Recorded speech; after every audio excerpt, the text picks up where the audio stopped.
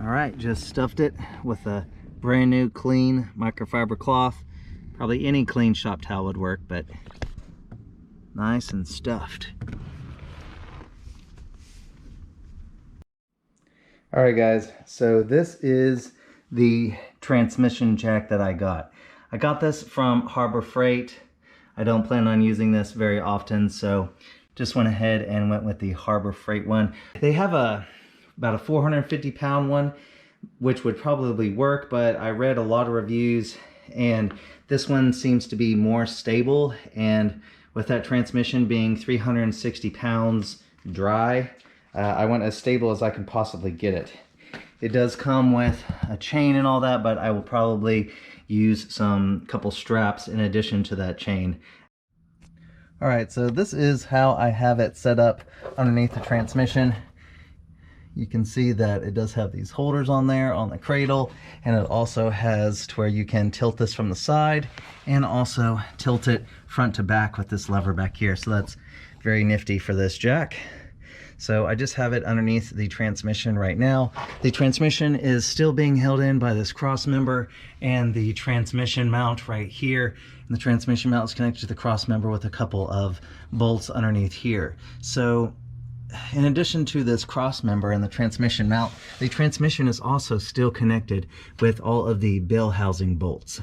These are 14 millimeter. So I'm gonna go ahead and just see if I can get it on my long ratchet and see if I can get these loose on the bell housing first, and then I will come and remove this cross member.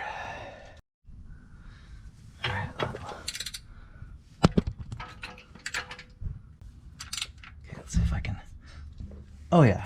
So I'm just going to go around and loosen all of these 14 millimeter bell housing bolts. And don't forget, these couple up there are connected to that bracket, and the bracket has the wiring harness, and I still have the wiring harness back here. You can see it up there. I already showed you that I got those clips out right there, and that is connected to the reverse sensor. Alright guys, I just wanted to say all of these 14 millimeter bolts have been easy to get out on the bell housing, but the one very top there at the top of the bracket is a little bit more difficult. Although I will say these are not on very tight, which is hopefully not a bad thing, but anyways, I'll torque these down to spec whenever I reinstall it. But just wanted to show you, I have a 14 millimeter on a wobble socket on a 3-inch extension. So that's how I was able to get that bolt. That's all the way up there. All right, the struggle continues.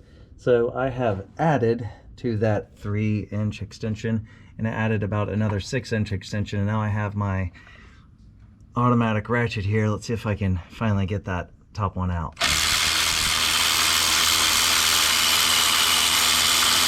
Yep, got it out.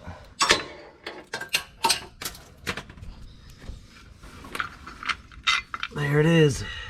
These are how long the bell housing bolts are. Alright guys, I am here on the passenger side, and I have run into a couple of snags. Number one being this exhaust hanger right here. I do have the bolts undone, but I cannot move this in a way that I can remove it. You can see it goes all the way past there, and this part on the transmission is keeping it in place, so I'm unable to move this out of the way. Well, that's going to have to be moved out of the way in order for me to get the transmission out, because it's right in front of the bell housing. And also the top bolt that is all the way up there, that's going to be, I think I'm going to need numerous long extensions to get to the bell housing bolt that is all, I don't know if you can see it, but it's all the way up there. So I have one bolt I'm going to have trouble getting to, and also removing this exhaust hanger. So what I think I'm going to have to do is, I searched online, just a quick search, and some people just say you have to remove this exhaust pipe right here. So there is a clamp right there that connects to the down pipe. It's just a clamp. I believe it is 11 millimeters. So my ratcheting wrench, I'm going to try to undo that clamp. And I may, let's come down here to the exhaust. I may have to remove these two bolts, a clamp that basically holds on this part of the exhaust. I may have to completely remove this part of the exhaust. I really didn't want to do that, but I'm at least going to start with loosening the clamp to that exhaust right there. Let's try that and see if I can get this hanger out of the way. All right guys, I finally got this exhaust hanger out. That was kind of a job. You can see it was on this part of the hanger right here. I basically just undid that clamp right until the bolt was, or the nut was almost all the way off. Here, let me show you real quick. Okay, so let's see here, right here. So you can see it. There's the clamp, and you can see I undid the nut almost all the way to where it was almost off. And then I just had to move the exhaust pipe to where it came undone from that clamp. And that clamp, I had to put penetrating oil on it and try to finagle it quite a bit just to get it loose. So finally, I have that out of the way. So let's move on. All right, guys, I have the transmission jack lightly supporting the transmission, just barely putting a little bit of pressure on it. And I've seen some guys use numerous extensions on their socket and ratchet to get this top bolt, this very top bolt up here on the bell housing. But what I was able to do is just use my simple 3/8 ratchet and a 14 millimeter, and I am actually from all the way down here able to get to it from here. So that's how I'm doing it. So by the way, this exhaust is just resting on the frame right here. If you can see the hanger right there is just barely resting on the frame. So that's enough to get it out of the way. So anyways, just gonna slowly take out this top bolt. We can move on. All right, we are at the back of the transmission.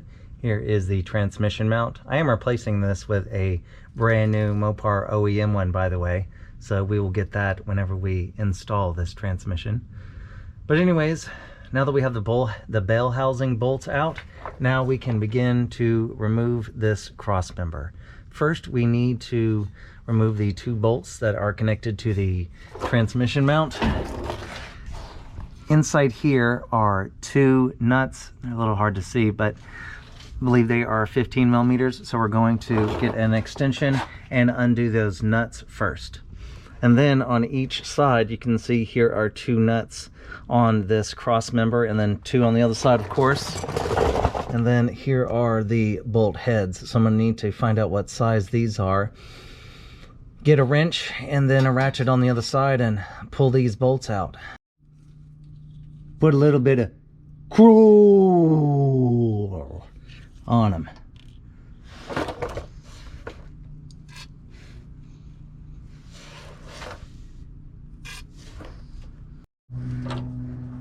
Oh yeah, much easier with the penetrating oil and the long ratchet. Let's see if we can bust this one loose. Oh yeah, much easier. Much easier.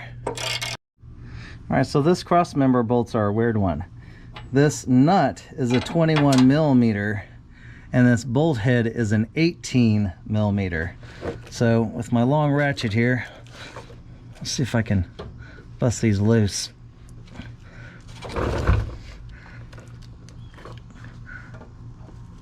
Oh man.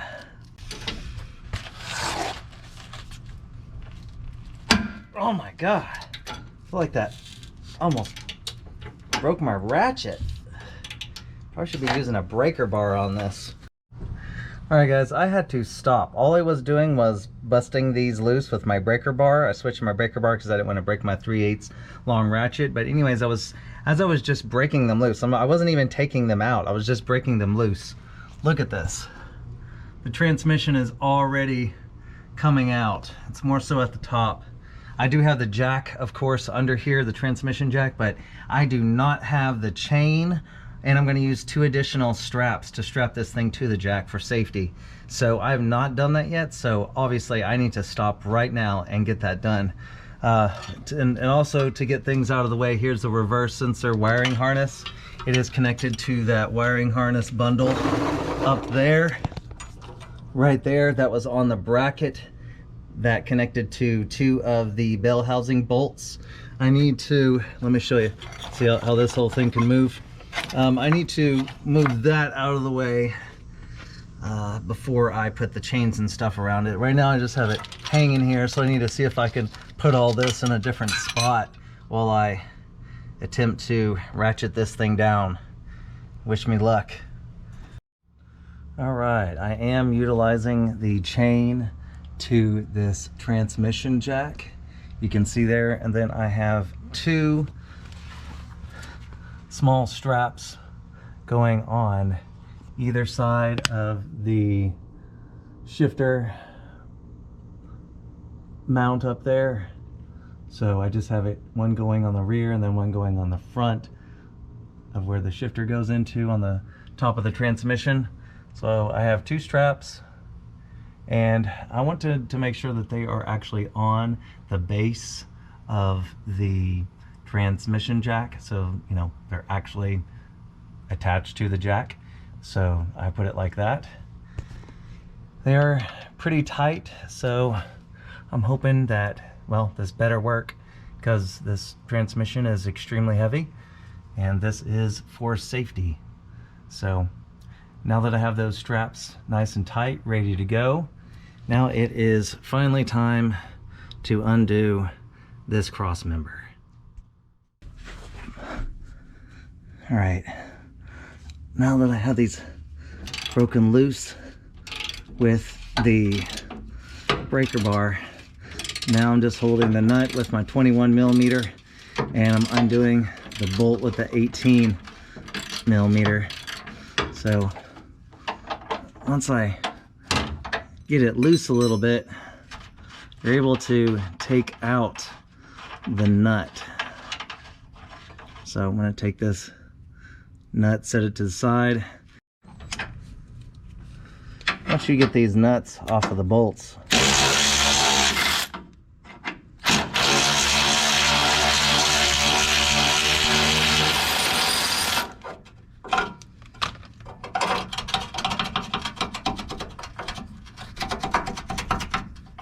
oh man, there's lots of dirt, sand in there, man. But I'll have to definitely power wash and clean up this cross member while I have it out. But here are the bolts, very long bolts that go through this cross member. So I go ahead and extract the rest of these. Okay, I have all 4 bolts out of the cross member here. And before I did that, I of course put some pressure on the jack. Well, I basically jacked it up just a little bit. You can actually see there's a small distance between the transmission mount and the cross member here. So the transmission was supported before I started undoing the bolts on this, of course. So now that the transmission is supported and all 4 bolts are out, it's pretty stuck in there. So I believe I am going to take a dead blow hammer and try to hit this thing out of its place.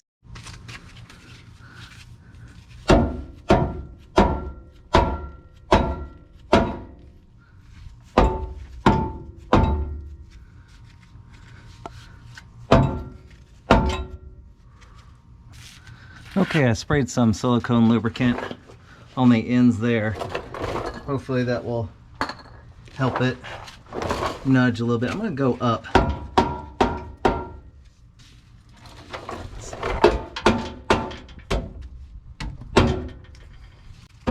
You need to go up one side and down the other. There goes rock. I like that side. I'm going to try to do one side at a time. Let's see if that works there.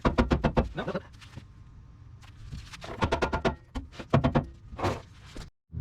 Alright guys, let me teach you an important tip here. All the write-ups I have read to get this transmission out, none of them mention this. None of them. No videos, no write-ups, no nothing. So yeah, you're welcome. So on this Crossmember, at least on my 3rd gen, I know the 2nd gens are different, you have to separate the frame and all that, but on the 3rd gen, you have to basically get your pry bar in here and pry it to one side. So it moved that way because this Crossmember will not go straight down. I hammered and hammered, and then I looked at it and looked at it. I was like, this is not going to go down. So what I did is I got my pry bar, I got it up in here like this. I pried it towards this way. That gave it enough room to clear this flange right here. And then I hammered down on this side quite a bit, and then it finally came down. So just so you know, this will not go straight down. You have to bring it over and then down. So make sure you got a pry bar handy for that. So anyways, I'm gonna take this Crossmember out and we can proceed. All right guys, time for a progress update. That is how much it is away from the transmission. That's probably an inch to 3/4 of an inch away from the bill housing. Still, the straps, there's the transmission. I do have a jack right there, just underneath the front of the engine. I read that if you have a lightly jack up the front of the engine, it will help the transmission come out a little bit easier. That got me about 1/2 inch, but now I am stuck here. I've been working at this for quite some time, moving this back and forth, and this particular transmission jack doesn't have a handle or anything. I mean, it does have this to jack it up, but you can't really pull on that. So it's being really difficult to actually get out of, you know, the input shaft out of there. So I'm just going to keep working at it and seeing if I can get this thing disconnected. Well, success. I got the transmission out. Here it is, sitting on my transmission jack, and the rear of it, tail end of it, is propped up on some wood. Now, if I were to do this again, I would definitely put this jack further back on the tail end. I put the front of it near the bell housing. Definitely needs to be further back towards the tail because this is wanting to go backwards. Like if this wood wasn't here, that tail end of it would be on the ground. So that's not good. Also, this jack, as I explained, has a tilting handle on it, and it has an adjustment. And that is now, of course, whenever I need it the most, not working. It will not turn anymore. I don't know if because it has so much pressure on it from this probably, you know, 360 pound plus transmission on it, but it is not doing the exact tilt that I need so it doesn't fall backwards like it wants to without the support right here. So just some tips there. If you're doing this jack, you definitely want it further this way on the transmission. But for now, I do have this a few feet. See, there is the clutch assembly right there, and I'm gonna go take a shower and eat some dinner, but I'll come back to this project probably another day. But see, the transmission is right there, so I have myself about, you know, 3 feet or so to work with here. You know, I'm going to be replacing the rear main seal, obviously replacing the flywheel and clutch, and some other seals behind the adapter plate. So stay tuned for that. Hey guys, thanks for tuning in. You just watched part 2, and there are a total of 11 parts to this whole job. So be sure to tune in next week for part 3. Thanks for watching.